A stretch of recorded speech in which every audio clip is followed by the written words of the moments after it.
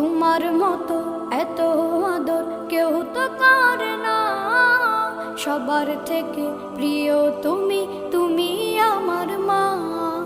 চলে যদি যাও কখনো রেখে যেও না, মন বলে মা তোমায় ছাড়া আমি বাঁচব না। ওগো মা, ওগো মা, ওগো মা, ওগো মা।